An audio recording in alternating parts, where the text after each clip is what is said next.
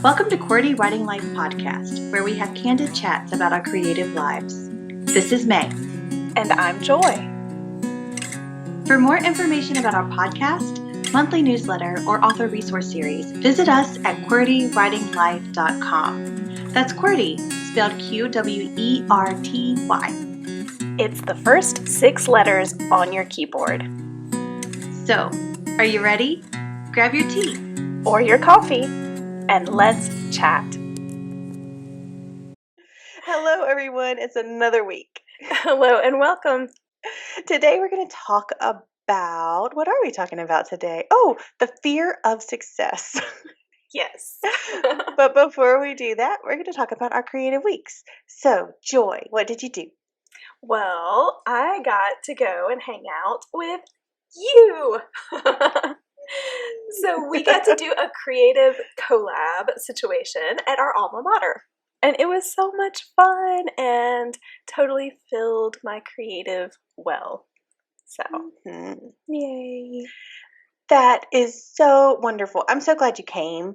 And not only did she do the book signing and do the reading and all of that, but she also came to support me in my day job.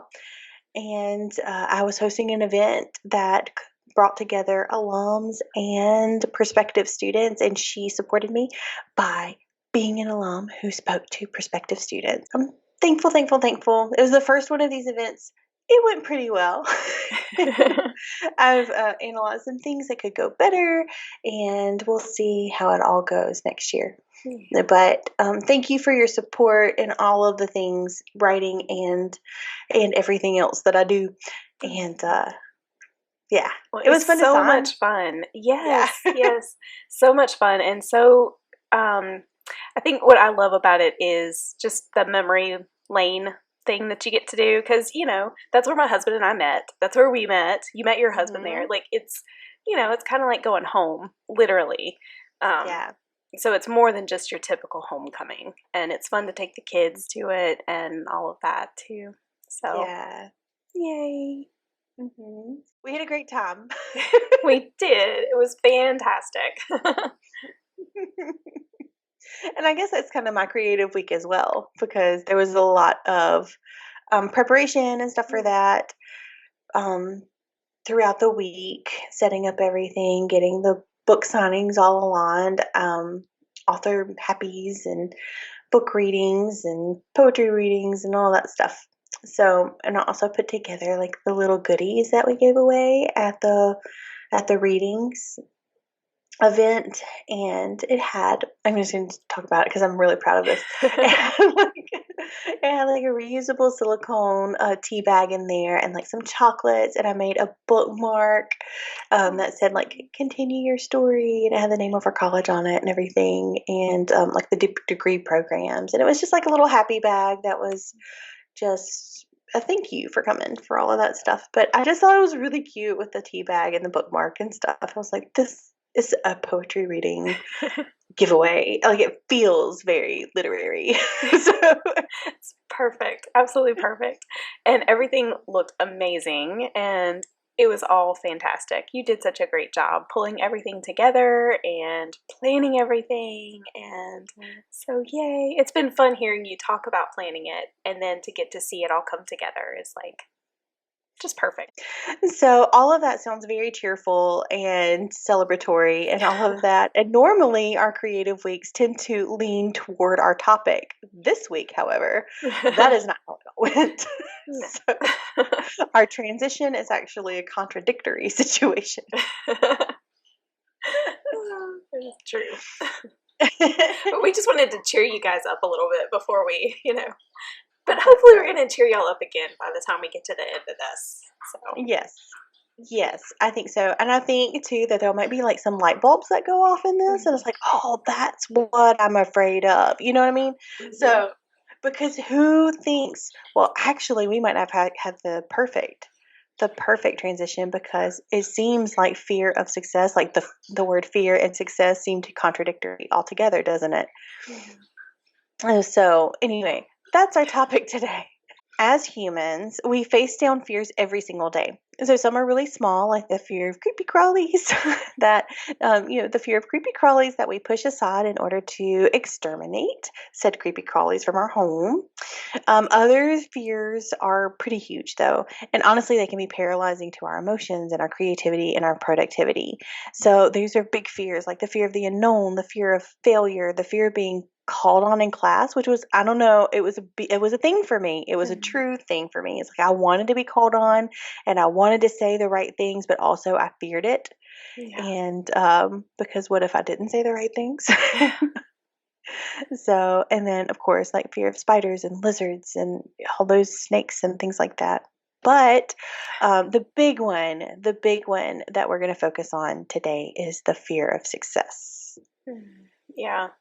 And that last fear that May mentioned may not be one that you often hear on like a list of fears, but we have a sneaking suspicion. It might be one that resonates with you because it's a fear that we've both battled in our creative lives. The fear of success can cripple a creative. It can render us incapable of producing creative works. It can trick us into not even trying. It can stifle our voice and convince us of every misbelief in the book that keeps us from reaching our full potential as creative entrepreneurs. Ask us how we know. Okay, we've been there. We're there, right? So, this episode comes to you from our experiences and struggles. Now, we do not claim to no longer deal with this fear. And honestly, I've been in an epic Titan-like clash with this fear and several others over the past couple of months. So this isn't something that's like in my distant past that I've conquered. That's not how we're coming to you today. Mm-hmm. What we can bring to you though, and to ourselves, honestly, is a candid chat about what this monster fear is, how and why it's manifested in our lives, and a few of the ways that we can defend against it and even attack it. Mm. And we've talked about using the topic for an episode since season 1. So this has been a really long time coming. Yeah. It's also 3 extra years in the preparation, I think. That's very true. That's very true.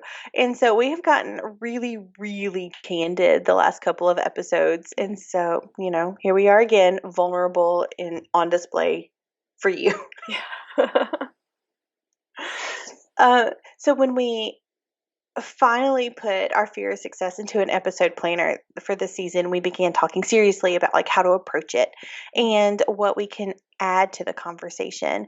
And this is not something that I hear a lot about in conversation, but it's not, it's not the first time that it's come up in the creative world. But it's not prevalent for sure. But anytime that we come up with something as for a topic, we want to make sure that we are adding to instead of repeating. What we realized was we've been building a foundation for ourselves and for you to better approach this fear. So, in the last episode, we talked about the vital role creative trust, which is our trust in ourselves and our work, how that plays in our ability to produce creative works. A few episodes ago, we shared our take on fundamental standards, which are an author's influences, core worldviews, convictions, and faith by which he makes daily professional decisions. As we worked out our approach to this topic of fear success, we realized that trust links to fundamental standards in a way that prepares us to combat this fear and other types of fears. And we like to put these concepts into equations. We don't really like math, but we love equations. It's a weird dynamic. Very, very strange. But, we own it. So here is an equation that we came up with to kind of help you remember this whole situation.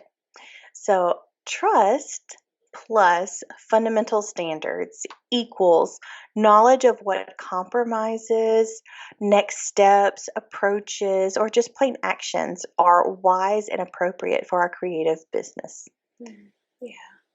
So, nurturing our creative trust and constantly revisiting and reevaluating and renovating when necessary our fundamental standards allows us to stand tall in the face of something like fear of success. Mm-hmm. So, before we dive deeper into this topic, we encourage you to check out those episodes on creative trust and fundamental standards, and we're going to link to those in the show notes for you. So if you haven't listened to those already, it might be helpful. I mean, you don't have to stop and pause this and go back and listen before you can listen, but it just might be helpful to listen to those at some point. Yeah, they're standalone episodes, but they do build on each other if you wanted them to. Yeah.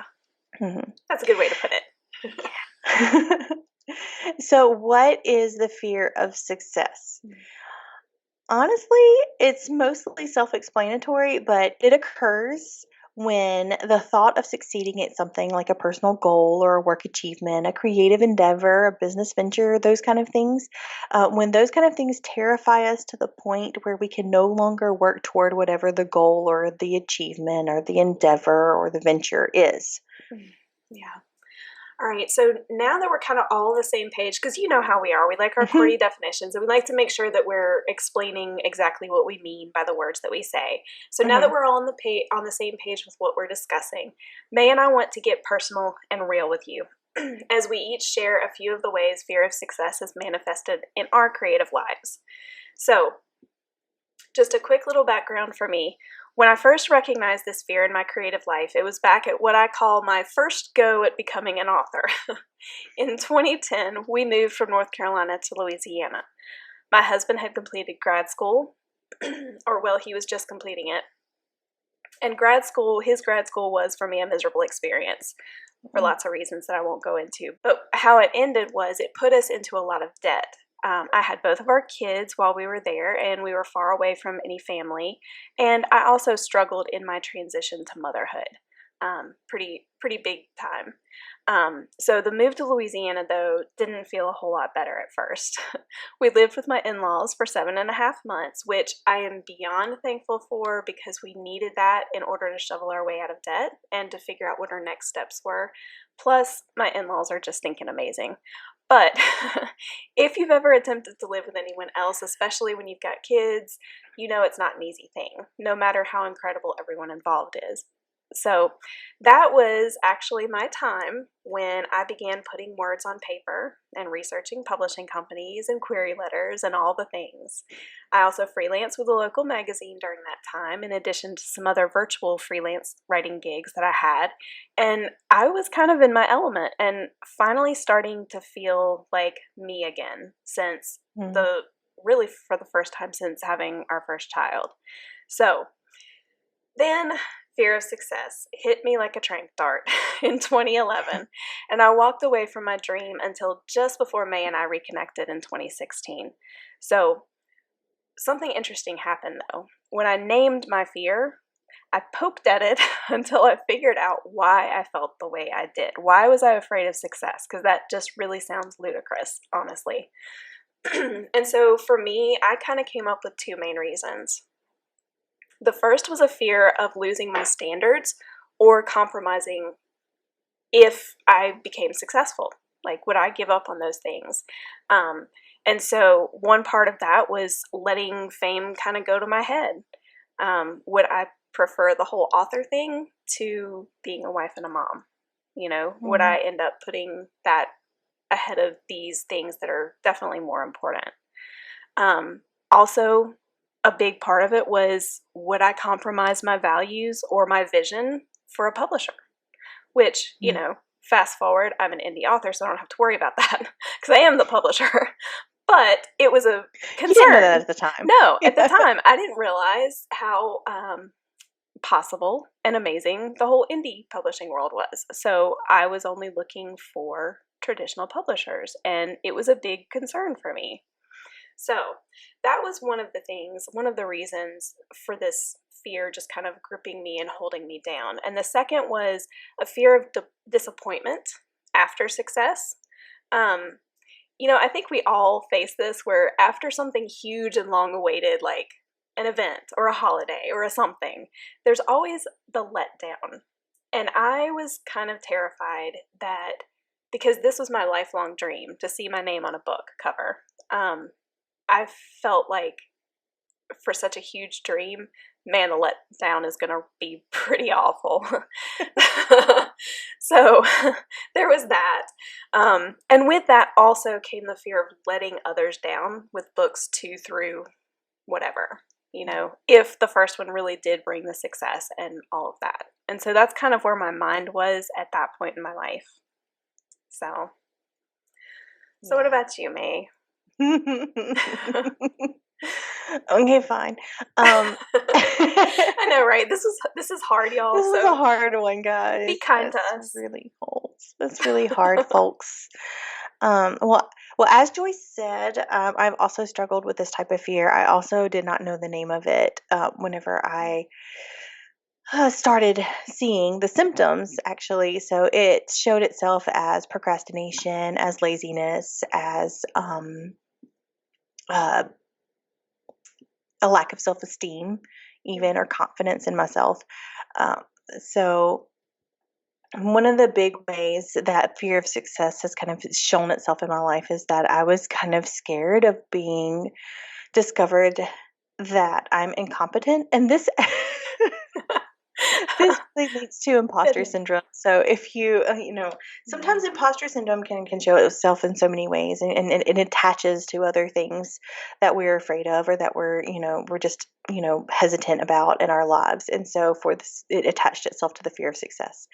And so I am fearful of having something that is great, like a poetry book, out into the world, and then maybe in an interview or in a conversation with somebody who I really respect or something like that,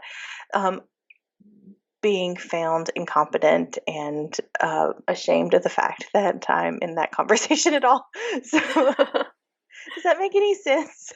It absolutely does. I completely understand that. I mean, it's like, I don't know. Yeah.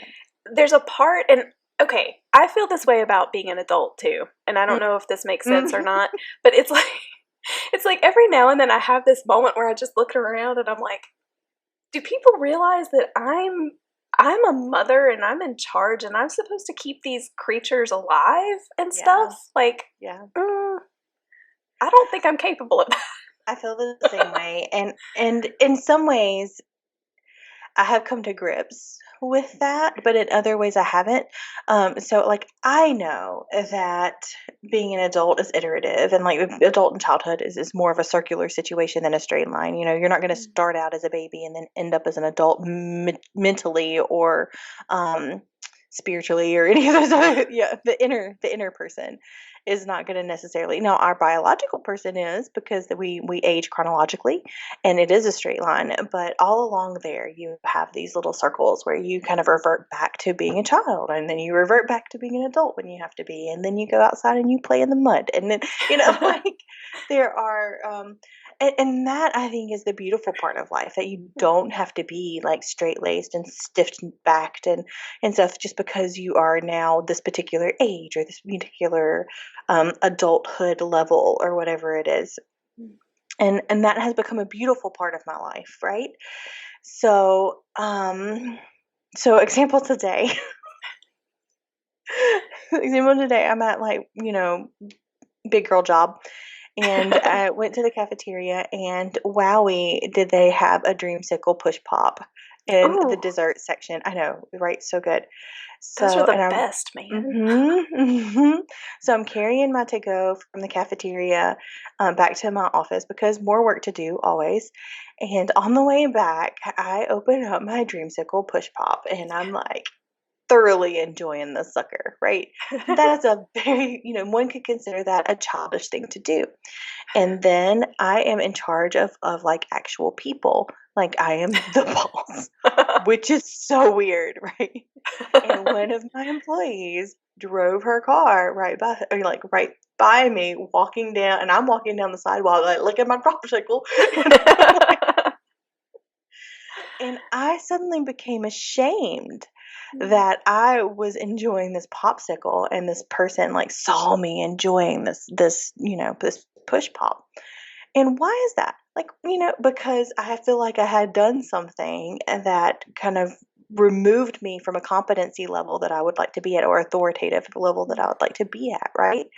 So imposter syndrome.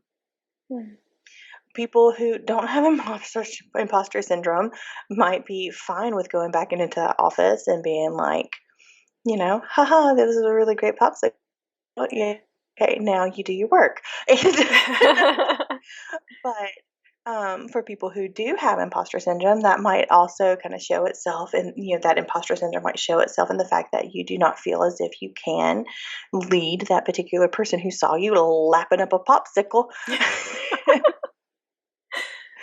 in very productive, credible ways. So, um, this is something that I fight quite a bit, and the whole idea of the success part of it for this is like, can I continue to live up to the success and keep my other priorities intact, keep my reputation intact, and keep my family at a level, on my keep good boundaries, and so my family feels loved and my work feels like it is doing well, and that I'm doing all of the things that I'm doing to the glory of the Lord, because that's like my ultimate goal, right? So, but imposter syndrome is like, you didn't do it. No, look, you're gonna talk to your mentor, and they're gonna know. They're gonna know that you hate William Faulkner. They're gonna know that Ernest Hemingway is not your jam. So, It is out on the airwaves now, y'all. yeah, honestly, guys, I mean, really, really respect all of the things that they did for culture and for literacy and the literary world everywhere. However, am I gonna pick Islands of the Stream as my leisure reading? Heck no. And it's not because it's not a great book, it's because it's so daggum sad. But I think I've gotten off on a tangent. There's another situation. So, but yeah, like I feel like I'm gonna trip up. There you go. There's some May struggles, but potentially links to fear of success. Yeah, for sure. So, and here's another little piece of insight. I do not feel like I have it all together. Like right now, as like an undiscovered success, I do not feel as if I have it all together.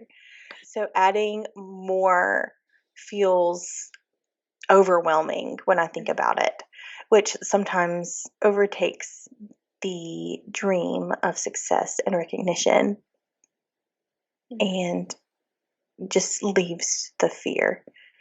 So, yeah. That makes ta-da! sense. Yeah, and I think that many people struggle with that. And I mean, yeah, because it's just so much already. Like, and then if you think about adding on, if you were, because, of course, we always think about the big picture. We always think about the big dream.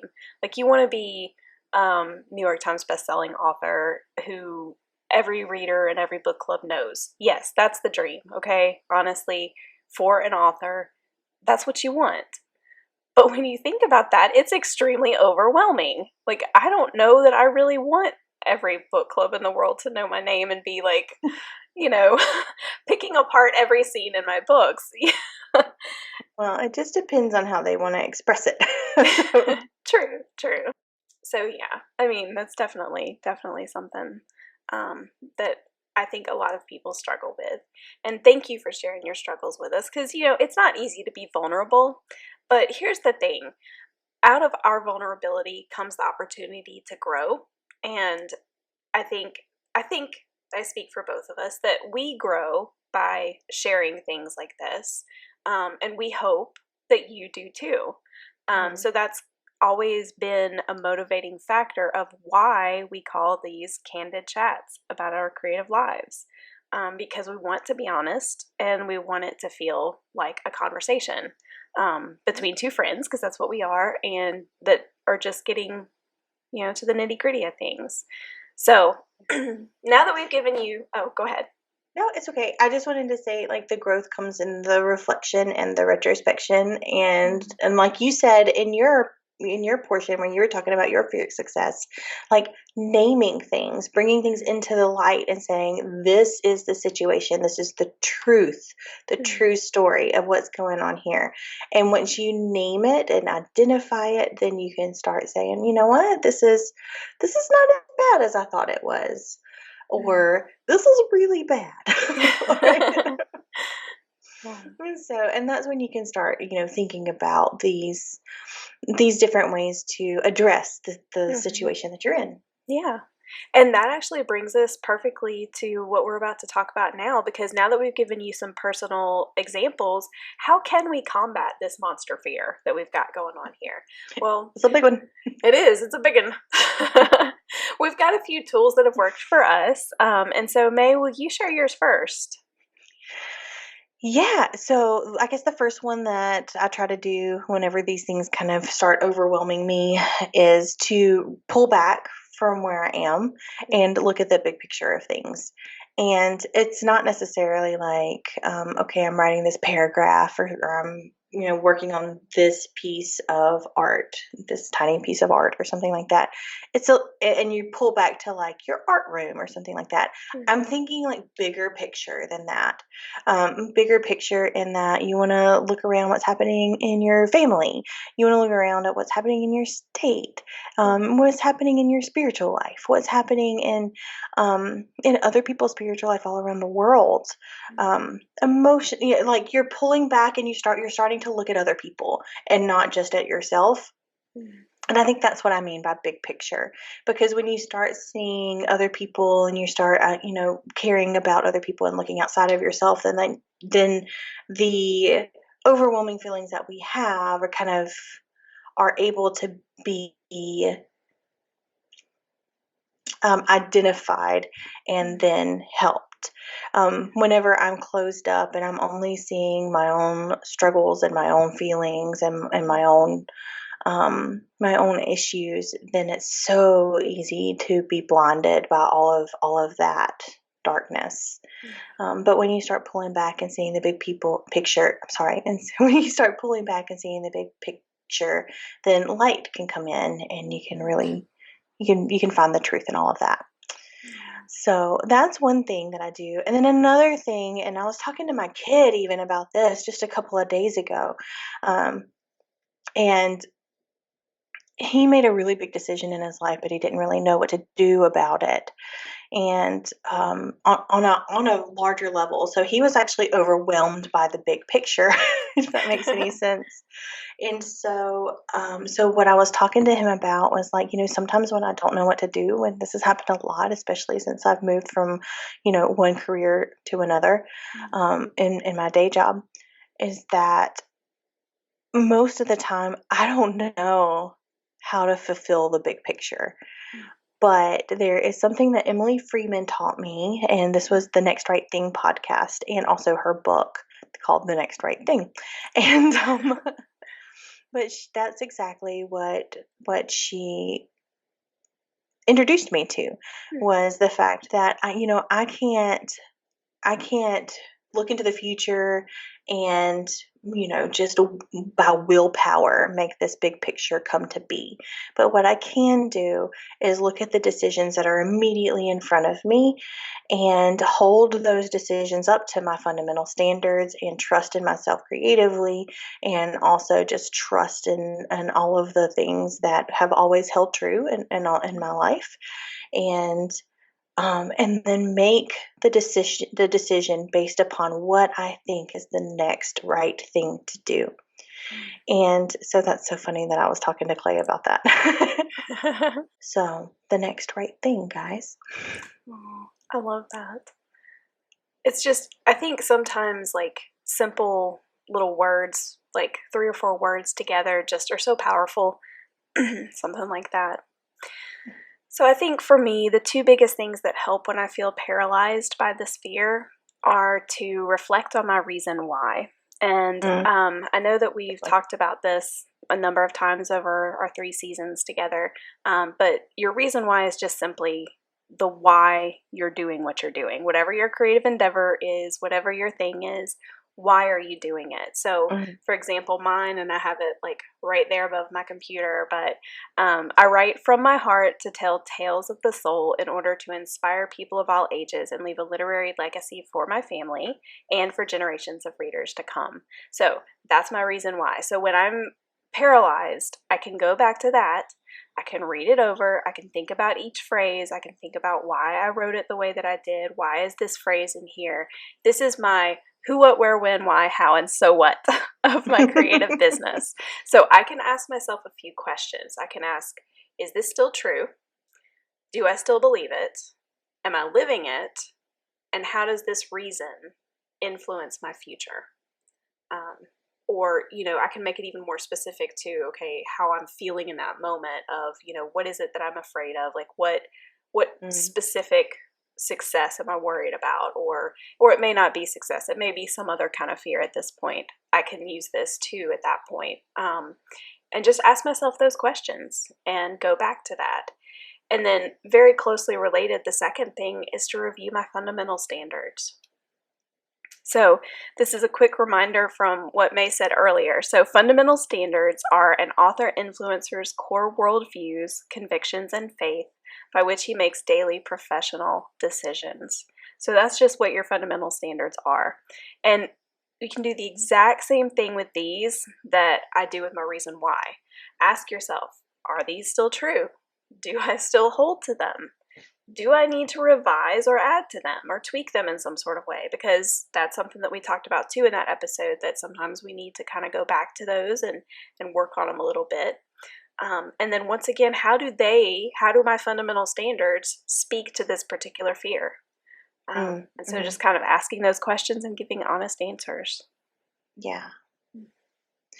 And also, if the answer to the question of are they still true is no, there is no shame in that.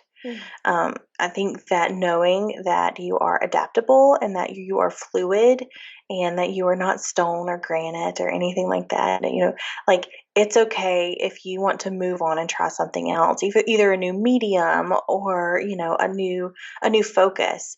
That is okay. And also, even if the answer is no right now, it might not be no a month from now or 2 months from now or 2 years from now. You can always come back to art. It never like ostracizes you. It welcomes you back with open arms every single time. So there's that. And also, I just wanted to expand a little bit on on the question of how they speak to this fear. I love this question because it goes right back to the whole, the way that I look at fear and my theory of fear.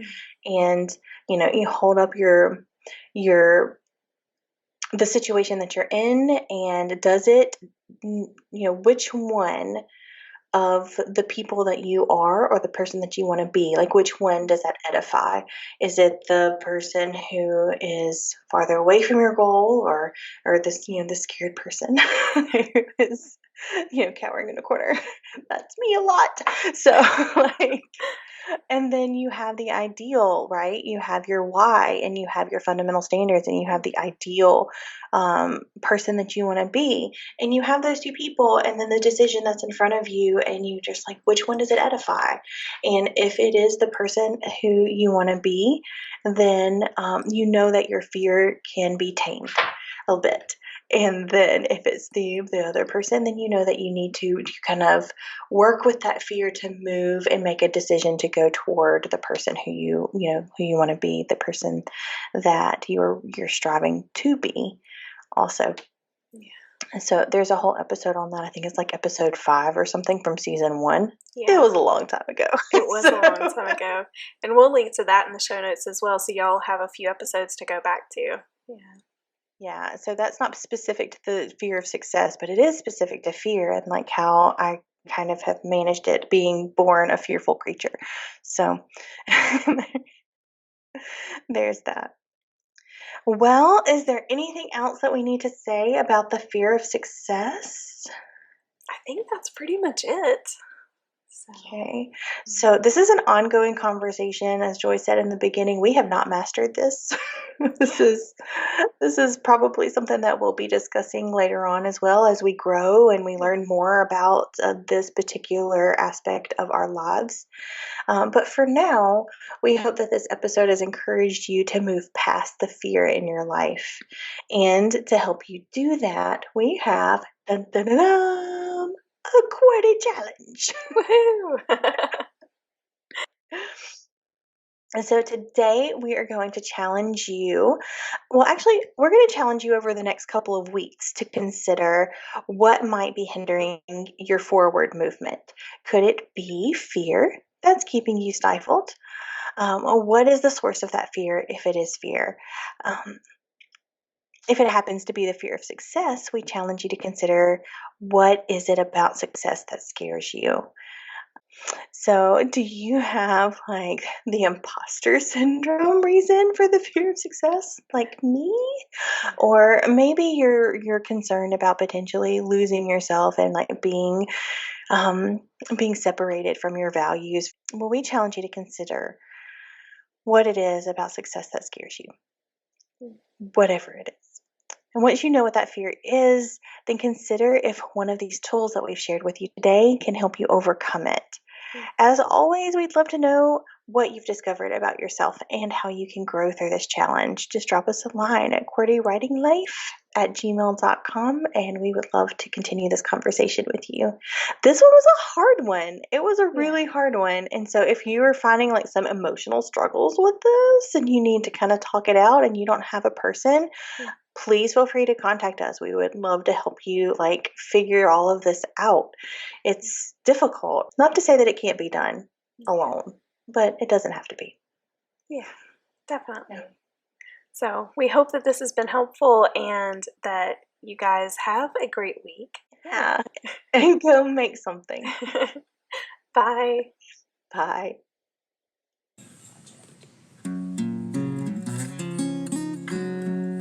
Thanks for tuning in. We hope this episode encouraged you.